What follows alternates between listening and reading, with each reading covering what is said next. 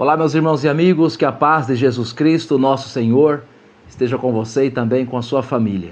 Vamos fazer uma leitura na Palavra de Deus em Atos dos Apóstolos, capítulo 15, versículo 40 e também o versículo 41. Está escrito assim: E Paulo, tendo escolhido a Silas, partiu, encomendado pelos irmãos a graça de Deus, e passou pela Síria e pela Cilícia, confirmando as igrejas.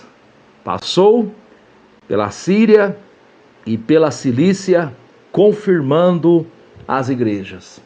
Queridos irmãos, se nós quisermos ter um modelo de igreja bem-sucedida, basta tão somente nós olharmos para aquilo que Jesus Cristo determinou e para aquilo que os apóstolos da igreja primitiva fizeram. A igreja primitiva ela vai começar na cidade de Jerusalém. Ela vai se estruturar, ela vai crescer na cidade de Jerusalém. A graça de Deus se derramou sobre a igreja primitiva na cidade de Jerusalém. Muitas pessoas se converteram, muitas pessoas foram curadas, muitas pessoas foram batizadas com o Espírito Santo ou no Espírito Santo. A igreja se fortaleceu. Os irmãos sabem que depois veio a perseguição. Um dos agentes desta perseguição é o próprio Paulo, até então conhecido pelo seu nome hebraico, Saulo. Ele foi um dos grandes agentes da perseguição contra a igreja primitiva. Mas a Bíblia diz que no capítulo 9 de Atos, quando este estava perseguindo a igreja, Jesus se encontrou com ele, apareceu para ele e ele veio a se converter. Após a conversão de Saulo, houve paz na igreja e prosperidade na igreja. Paulo se tornou um grande pregador da palavra de Deus e a igreja começou então com muito mais dedicação, com muito mais organização, a avançar, abrindo novos pontos de pregação, evangelizando cidades, alcançando os gentios. Muito bem. Aqui o texto que nós lemos, ele vai relatar a segunda viagem missionária do apóstolo Paulo. Paulo se tornou um grande evangelista, implantador de igrejas por toda a região da Ásia. E aqui nós acabamos de ler que após ele implantar algumas igrejas, após ele realizar a sua primeira viagem missionária, ele vai novamente passar por aqueles locais, por aquelas igrejas, e ele vai confirmar as igrejas. Essa expressão é uma expressão que nos traz a ideia de fortalecimento das igrejas. Ele vai observar se aquelas igrejas estavam crescendo, estavam sadias, estavam tendo um bom ensinamento. Ele vai observar se aquelas igrejas precisavam de alguma ajuda. Enfim, ele vai fortalecer aquelas igrejas. Este é o método bíblico que fez com que a igreja saísse de Jerusalém, da Judéia, de Samaria e alcançasse os confins da terra. Por que eu estou dizendo isso? Porque hoje nós estamos vendo em alguns lugares um processo contrário a esse. Aqui a igreja está descentralizando. Aqui a igreja está deixando o foco apenas em Jerusalém e também focando em alcançar novos territórios.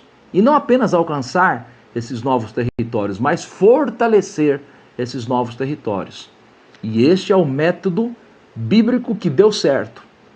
Se nós não tivéssemos a Bíblia, nós teríamos exemplos na sociedade, nos meios econômicos da sociedade. Por exemplo, quando uma empresa ela nasce, primeiro ela se fortalece e depois ela abre filiais. Existem até algumas empresas que entram pelo processo de franquia, que é um meio para expandir para outros lugares. Isso lá na sociedade econômica, nos meios econômicos comuns à sociedade que nós vemos aí todos os dias acontecendo e dando certo. Você nunca vai ver uma empresa nascer, abrir filiais e depois essa mesma empresa enfraquecer as filiais para fortalecer a matriz. Isso não acontece, seria uma estupidez, seria uma burrice, seria jogar contra o próprio time. Você vê sempre o processo de a matriz fortalecer as filiais e depois essas filiais retribuir de alguma maneira para aquela matriz, para que ela consiga abrir novos pontos, novas filiais. Isso nos meios econômicos. No relato bíblico, é exatamente isso que acontece. Você tem os apóstolos, os evangelistas saindo, abrindo novas igrejas, depois voltando, fortalecendo aquelas igrejas, acompanhando aquelas igrejas de perto, e depois, quando a igreja matriz, a sede, vai passar por uma turbulência, porque isso pode acontecer com qualquer um, com qualquer instituição, vão ser aquelas filiais que vão fortalecer, que vão socorrer aquela sede, aquela matriz. Se você ler depois em 1 Coríntios, capítulo 16, do versículo 1 ao versículo 4, você vai encontrar Paulo dando recomendações para a igreja em Corinto, que esta igreja deveria enviar recursos para ajudar a igreja sede de Jerusalém. Veja que coisa linda, a palavra de Deus é muito simples. Os métodos que deram certos estão de forma muito claras, exposta na palavra de Deus. Então, que o Senhor Deus venha abençoar os nossos grandes líderes e que eles venham realmente criar todo um mecanismo, toda uma estrutura de fortalecimento das igrejas filiais, das congregações, daquelas igrejas que estão nos arrebalde, nas periferias das cidades. Que Deus venha abençoar a igreja no Brasil. Deus abençoe os irmãos, em o nome de Jesus Cristo, nosso Senhor.